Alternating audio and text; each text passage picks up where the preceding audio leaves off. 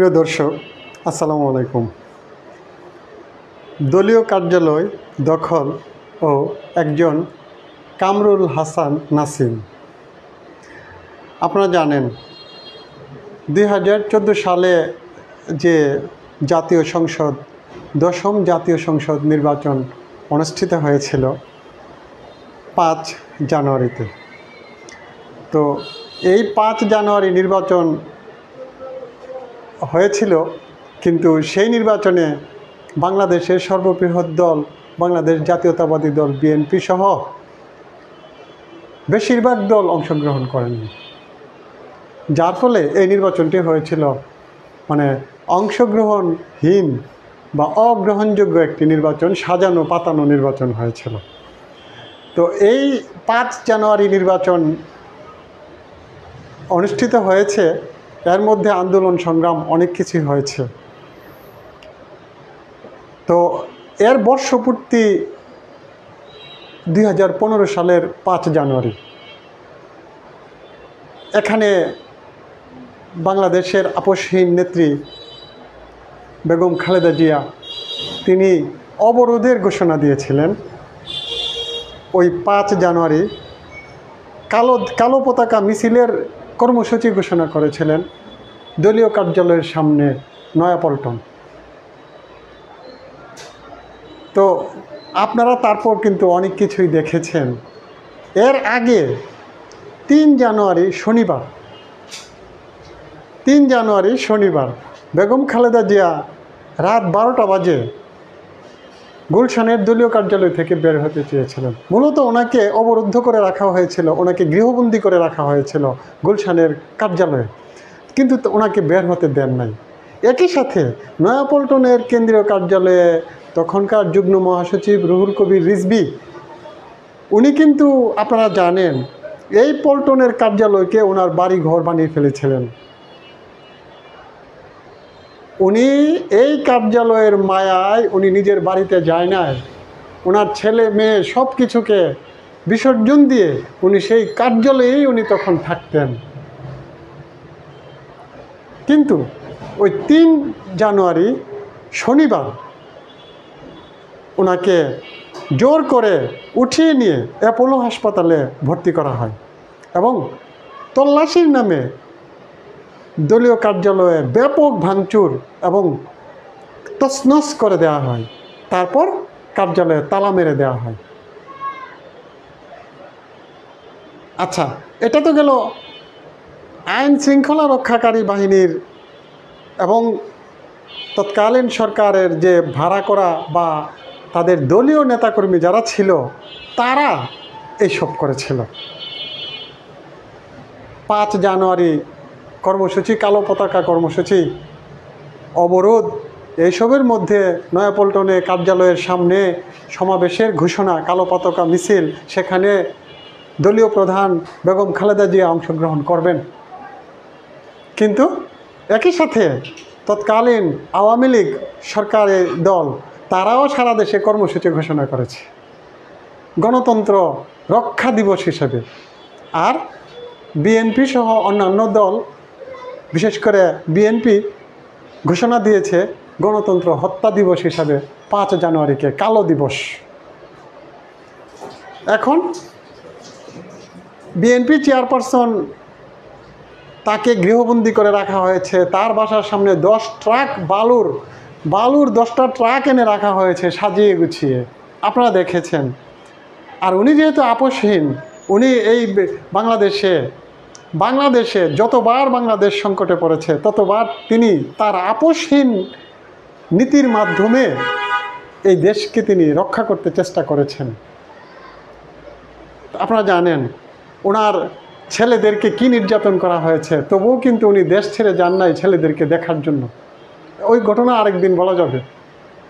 তো এখানে ওই যে গোপালী কি করেছিল দেখেছিলেন। তখন পুলিশকে তখন বেগম খালেদা জিয়া পতাকা হাতে যখন ওনার গাড়িতে উঠেছিলেন, উনি বেরিয়ে যাবেন 5 জানুয়ারি নয়াপল্টনের দিকে, উনি আহ্বান করেছিলেন দেশের জনগণকে যে আপনারা সবাই সমাবেশস্থলে আসুন, আমি সেখানে উপস্থিত থাকব। উনি কিন্তু দলীয় পতাকা এবং দেশের বাংলাদেশের পতাকা হাতে কিন্তু উনি রওনা দিবেন, গাড়িতেও উঠেছেন, কিন্তু ওনাকে বের হতে দেন নাই সেদিন মানে ওনাকে কিভাবে অবরুদ্ধ করা হয়েছিল, উনি তখন একটা কথা বলেছিলেন, বাড়ি কোথায় গোপালী, এরকম একটা কথা উনি উচ্চারণ করেছিলেন সেদিন, আপনারা জানেন। তো যাই হোক, ওই দিন তো ওনাকে সমাবেশ করতে দেয় নাই বা বিএনপির লোকজনকে বের হতে দেয় নাই, ব্যাপক ধরপাকড়। কিন্তু সরকারি দল কিন্তু সারা দেশে মহড়া দিয়েছে পুলিশ পাহারায়।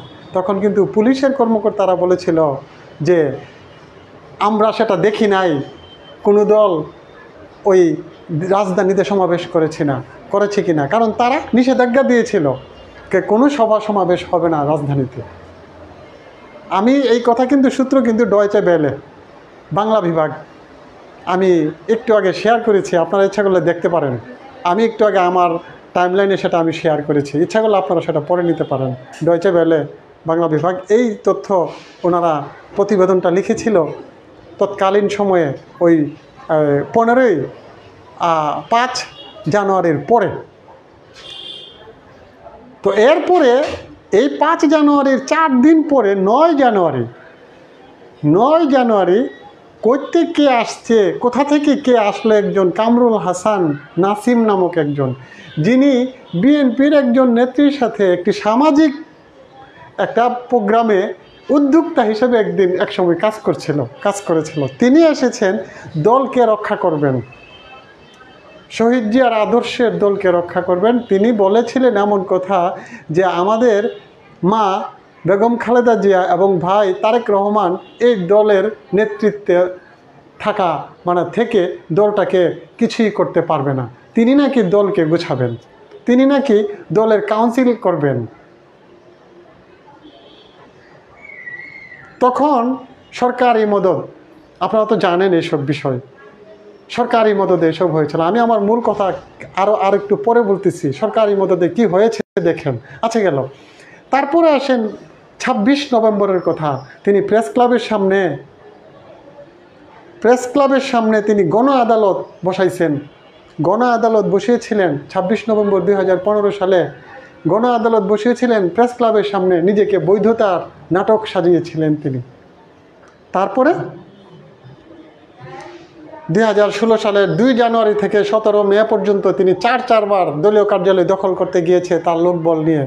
তো আপনারা জানেন শেষ পর্যন্ত উনি কিন্তু ব্যাপক দরানি খেয়েছিল, গাড়িও ওনার ভাঙচুর করা হয়েছিল, কারণ এটা ছিল বিএনপি, এটা ছিল বাংলাদেশ জাতীয়তাবাদী দল বিএনপি।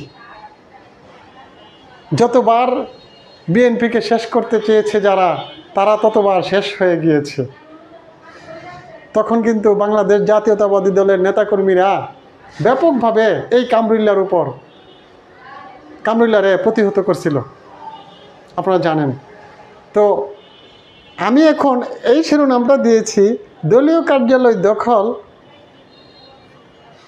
এবং একজন কামরুল হাসান নাসিম, তার চেহারা আপনারা নিশ্চয়ই আপনাদের চোখে ভাসে, একটা চুলগুলি কেমন বড় চেহারা, হ্যাঁ, মোটামুটি লম্বা চড়া, সে কামরুল হাসান। আচ্ছা যাক, তারপরে দেখেন এখন এই যে দলীয় কার্যালয় বারবার দখল করতে সে গেল, বিএনপির নেতাকর্মীরা তার সাথে এক প্রকারের যুদ্ধ করে তাকে প্রতিহত করলো, তাকে কখনোই দলীয় কার্যালয়ে ধারে কাছে যাইতে দেয় নাই। তখন কি সরকারি বাহিনী ছিল না বাংলাদেশে? তখন কি সেনাবাহিনী ছিল না? তখন কি পুলিশ ছিল না? তারা তখন কি করেছিল? তখন কি কামরুল হাসানকে কোনো বাধা দিয়েছিল নাকি তাকে শেল্টার দিয়েছিল? আপনারা নিশ্চয়ই জানেন সেই বিষয়টা। আমি প্রসঙ্গ বলছি, গতকাল যে ঘটনা ঘটল, নুরুল হক নূর তার নেতৃত্বে গণ অধিকার পরিষদের প্রথমে জাতীয় পার্টির কাকরাইল কার্যালয়ের সামনে ধাওয়া পাল্টা দেওয়া হয়েছে, একটা সংঘর্ষ হয়েছে, পুলিশ সহ অনেকে আহত হয়েছে। ওকে, তার পরবর্তীতে তারা আবার মশাল মিছিল নিয়ে সেই দিকে গিয়েছে। তারা পরবর্তীতে দলীয় কার্যালয়ের সামনে একটি সংবাদ সম্মেলন করার প্রস্তুতি নিচ্ছিলেন। তারপরে আপনারা দেখেছেন রাষ্ট্রীয় বাহিনী এবং তাদের মদদে এই দেশে যারা গণতন্ত্রকে হত্যা করেছে, যারা স্বৈরতন্ত্র প্রতিষ্ঠার সহযোগিতা করেছিল, জাতীয় পার্টি এবং যারা পতিত তারা মিলে কিভাবে নুরুল হক নূরকে পিটিয়েছে আপনারা দেখেছেন। পুলিশ সেনাবাহিনীর একজন সদস্যকে দেখেছি মোটা লাঠি দিয়ে, সে কে কার মানে সেনাবাহিনীতে সবাই তো আর একরকম না, দু একজন এখনও আছে যারা চায় তাদের আপাকে এই দেশে ফিরিয়ে আনবে, জাতীয় পার্টিকে পুনর্বাসন করবে, এরকম দু একজন চায়, আছে না? তো উনিও হয়তো বা তেমনি, উনি মোটা লাঠি দিয়ে গুতিয়ে এভাবে এভাবে এভাবে ফার মারতেছিল বুকের মধ্যে। নুরুল হক নূরের পাঁজর মনে হয় ভেঙে গিয়েছে, ওনার মস্তিষ্কে রক্তক্ষরণ হয়েছে, উনি এখনও ইন্টেনসিভ কেয়ারে আছে, আইসিইউতে। তো আমি বলছিলাম কি যে এখন এত মায়া এত দরদ, তাহলে তখনকার সময়ে সুশীল সমাজ কোথায় ছিল? এখন যারা সুশীলগিরি করে, জেডাই খান পান্না তখন, আর ওই যে কাদের সিদ্দিকির ভাই, তার নাম মনে থাকে না, আমি তার নাম অনেক জানি কিন্তু মনে থাকে না তার নাম, মন্ত্রী সাবেক আওয়ামী লীগের, তারা কোথায় ছিল তখন? তখন ঢাকা বিশ্ববিদ্যালয়ের ওই অধ্যাপক কোথায় ছিল যারা রিপোর্টার্স ইউনিটিতে গিয়ে একটা মুক্তিযুদ্ধের পক্ষের শক্তি হিসেবে বিভিন্ন বক্তব্য দিয়েছিল, ডক্টর মোহাম্মদ ইউনূসের বিরোধিতা করে তার সমালোচনা করেছিল, তখন তারা কোথায় ছিল? যখন বিএনপি কার্যালয়কে এইভাবে ভাঙচুর করেছিল এবং একবার না কয়েকবার ভেঙেছে, কয়েকবার চেষ্টা করেছে বিএনপির প্যারালাল কোনো বিএনপি তৈরি করতে, বিএনপিকে ভেঙে দিতে, তখন তারা কোথায় ছিল? প্রিয় দর্শক, আগামী 1 সেপ্টেম্বর 2025 বাংলাদেশ জাতীয়তাবাদী দল বিএনপির প্রতিষ্ঠাবার্ষিকী। এই দল গঠন হয়েছে বাংলাদেশের এক অবিসংবাদিত নেতা শহীদ প্রেসিডেন্ট জিয়াউর রহমানের হাতে, যিনি নাকি এই দেশটাকে গণতন্ত্রের দিকে পুনরায় ফিরিয়ে এনেছিলেন। আপনি জানেন 75 সাল 25 জানুয়ারি কি হয়েছিল সেটা আপনারা জানেন। তারপর 15 আগস্টের নির্মম ঘটনার পর এই দেশে আরও কত ঘটনা। 3 নভেম্বর জাতীয় 4 নেতা হত্যা, জিয়াউর রহমানকে বন্দি, 7 নভেম্বর বিপ্লব, তারপর জিয়াউর রহমান মুক্ত, তারপর তিনি এই দেশ গড়ার কাজে নিজেকে সঁপে দিলেন।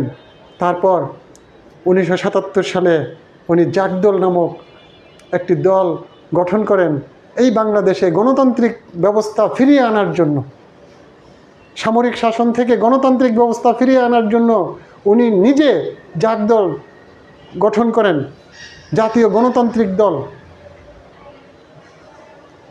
তার যদি ইচ্ছা না থাকতো তাহলে তিনি সামরিক শাসনই চালিয়ে যেতে পারতেন, কিন্তু তিনি সেই জাগদল গঠন করলেন 1977 সালে। তারপর 1978 সালের 28শে আগস্ট সে জাগদল বিলুপ্ত হয় এবং সেপ্টেম্বর মাসের 1 তারিখে উনি 76 সদস্যের 66 না 76 হ্যাঁ 76 সদস্যের আহ্বায়ক কমিটি গঠন করেন। এর আগে তিনি এই 18 সদস্যের একটি আহ্বায়ক কমিটি গঠন করেছিলেন। 18 সদস্য, সরি, যাই হোক, আচ্ছা যাই হোক, এটা আমি সঠিকটা বলতে পারতেছি না, তবে এমনই হবে। তো যাই হোক, উনি জাগদল উনি বিলুপ্ত ঘোষণা করেন 28শে আগস্ট এবং 1 সেপ্টেম্বর উনি আবার এই দলের একটা আনুষ্ঠানিকভাবে বাংলাদেশ জাতীয়তাবাদী দল বিএনপির আহ্বায়ক কমিটির মাধ্যমে দলকে প্রতিষ্ঠা করেন। 18 জন আহ্বায়ক সদস্য নিয়ে উনি প্রধান ছিলেন। তারপরে আবার 18 সেপ্টেম্বর না 19 সেপ্টেম্বর, এই 2টা তারিখের মধ্যে একটু ঝামেলা আছে। যাই হোক, ওইটা আমার এখন আর খেয়াল নাই, আমরা এটা বলতে যাব না। তবে এই দলের কথা বলি, এখন এই দল তো মানে একজন আদর্শ যিনি জিয়াউর রহমান, তার দল। তো কালকে নুরুর উপর যেইভাবে তাকে হত্যার উদ্দেশ্যে অ্যাটাক করা হয়েছিল, ঠিক রাষ্ট্রীয় বাহিনী এবং তাদের যারা পতিত তাদের দ্বারা, ঠিক এর উল্টাভাবে তারা যখন ক্ষমতায় ছিল তখনও এই রাষ্ট্রীয় বাহিনী এবং তারা মিলে বিরোধী মতকে দমন করার জন্য কত চেষ্টাই না করেছেন, কত আক্রমণ করেছেন, কত জেল খাটাইছেন, কত গুম করেছেন, কত নির্যাতন করেছেন, কত কিছু করেছেন। আপনারা নিশ্চয়ই সেই বিষয়টা জানেন। তো এই দেশ এভাবে আর কতদিন চলবে? তো এখন যে ঘটনাটা, যেমন আপনি দেখেন অ্যাটর্নি জেনারেল সাহেব বলেছেন এর পিছনে গভীর ষড়যন্ত্র আছে নিশ্চয়ই। তো নুরুল হক নূর একজন সাহসী এবং বলিষ্ঠ কণ্ঠের একজন উদাহরণ, বাংলাদেশের গণ অধিকার পরিষদের সভাপতি, তাকে এইভাবে নির্যাতন করা হয়েছে। তবে নির্যাতন করেছে কারা? রাষ্ট্রীয় বাহিনী। এখন আমাদের যে কাজটা হবে, আমরা আরও ধৈর্য ধরা। এখন যদি বলে তাকে এইভাবে আক্রমণ করেছে রাষ্ট্রীয় বাহিনী, এই করেছে সেই করেছে, আমরা তাহলে এখন আবার হিংস্র হয়ে যাব, আবার আমরা বিভিন্ন জায়গায় ভাঙচুর চালাবো, তাদের সাথে প্রতিশোধ নেওয়ার চেষ্টা করব, তাহলে আমরা যে ফেব্রুয়ারি মাসের প্রথম দিকে নির্বাচনের ঘোষণা দিয়েছে এই 2026 সালের, তাহলে সেখানে কিন্তু একটি প্রভাব ফেলতে পারে এইসব। তাই আমরা বলবো কি, এখন আমরা আরও সংযমী হব। এখন তারা আমাদেরকে উস্কানি দিয়েছে হয়তোবা, আমাদের জুলাই বিপ্লবের পক্ষে যারা, জুলাই গণ অভ্যুত্থানের পক্ষে যারা জুলাই আন্দোলন করেছে, যারা এই দেশটাকে একটা ফ্যাসিবাদ মুক্ত করেছে, তাদের উচিত এখন ঐক্যবদ্ধ হয়ে ওইসব উস্কানিতে পা না দিয়ে একসাথে ঐক্যবদ্ধভাবে এইসব উস্কানিকে মোকাবেলা করা এবং কোনোরকম ভাঙচুর, মব জাস্টিস ইত্যাদিতে না গিয়ে ঠান্ডা মাথায় সবাই একত্রে বসে নির্বাচনের জন্য আসন ভাগাভাগির দরকার হলে আসন ভাগাভাগি, যদি জাতীয় সরকার অর্থাৎ কোয়ালিশন গভর্নমেন্ট যদি গঠন করতে হয় তাহলে গঠন করেন। আবার একটা কথা কিন্তু আরও একজন বলেছেন আজকে, যে তুফায়েল আহমেদ এই সংস্কার কমিশনের একজন প্রধান, একটা সংস্কার কমিশনের, উনি হলেন অধ্যাপক তুফায়েল আহমেদ। উনি স্থানীয় সরকার সংস্কার কমিশনের প্রধান।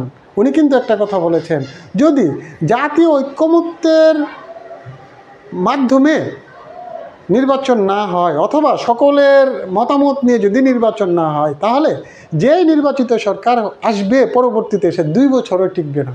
তিনি কিন্তু একটা ভবিষ্যদ্বাণী করেছেন। তো আপনি এর সাথে কি একমত হবেন কি না আমি জানি না, তবে ওনার কথার পিছনে কিন্তু অনেকটা যুক্তি থাকতে পারে এবং যুক্তি আছে।